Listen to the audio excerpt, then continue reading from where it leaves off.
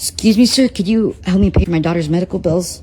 I'm selling your chocolates. I'm just trying to pay for medical bills. $5, man. How far is that going to go? Would the hospital make an arrangement with you for payment? Yeah, I got these on wholesale, so I'm just trying to make a quick buck if I can.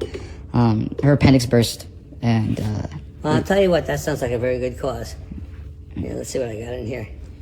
Well, I don't have a $5 bill, but I do have a $10 bill. Oh, no. If that will help you. No, take it. That's fine. Are you serious? If that'll help. Here, can you hold that for me? Sure. Thank you so much. What's your name? Joe.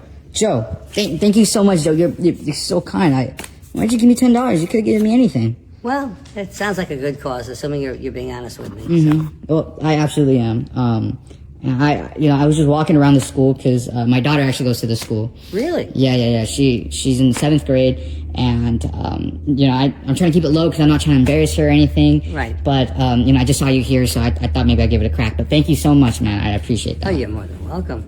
But yeah, I don't know all the 7th graders yet, but by the time they're in 8th grade, I pretty much know who's who. And 9th grade for sure, I know them.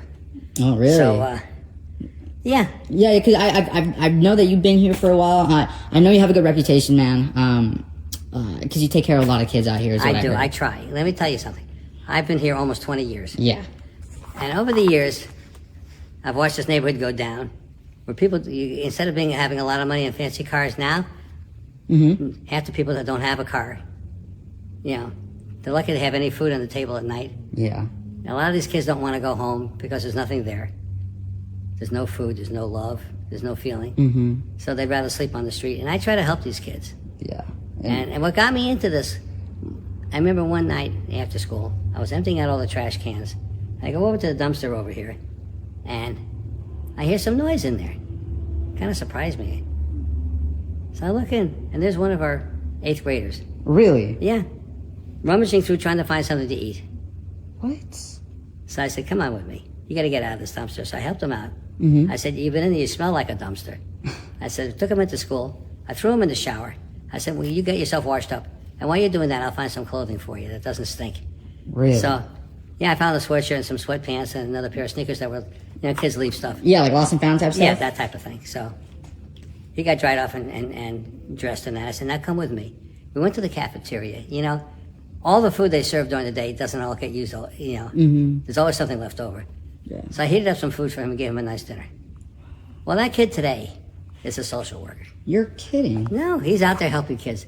So I felt good that I turned one kid who could have been out on the street and God knows what would have happened. Yeah. I turned to someone who helps society. And I feel so good about it. And I do every year. I try to help as many as I can. Most of the kids at that age aren't going to go to an adult and ask for help. Yeah, no. But I hear other kids talking. Yeah. And I said, have so-and-so come by. I want to talk to him. I don't want to embarrass the kid, Yeah. So, they'll come over and they think they're in trouble. I said, you're not in trouble. I want to try to help you. And I explain what I can do for them. Yeah. And I have a few other teachers here after all these years That who know what I'm doing. Wow. And they pitch in and help. Wow. They help collect clothes. They've gone to like Goodwill and some other places. These type of stores. So you're kind of not doing this by yourself anymore. Not anymore. Now you have help now. Right. Wow. But we're still one small group at one small school. Yeah. We can't change the world, but we can change a few lives. Yeah, because I know all over the nation, there's kids that are going hungry. There's kids that, they don't want to talk because they don't understand that it's okay to ask for help. Right. It's okay to ask someone that you need stuff. It's okay. And when I help these kids, I say, remember this, because someday in the future there'll be some other little boy or girl who needs help. Yes. And you'll have the ability. Because this place is a sanctuary. Yeah. And we're here to help you. Absolutely. So we want you to be educated. We want you to know how to read and write and do some basic math. You're not going to send a rocket up to Mars or something, but, you can help. Absolutely. And, a lot of times I'll go into a store. And, of course, as the kids grow up and mature, they look totally different than when they were kids. Yeah. And someone will recognize me and say hi to me and thank me. And it's a good, warm feeling. Wow. So I try to do my thing. Well, that's beautiful. What was your name? All these kids, and, make sure that, they get food and clothes to eat, all right? Absolutely. A lot of these kids, especially in wintertime, they don't have a coat.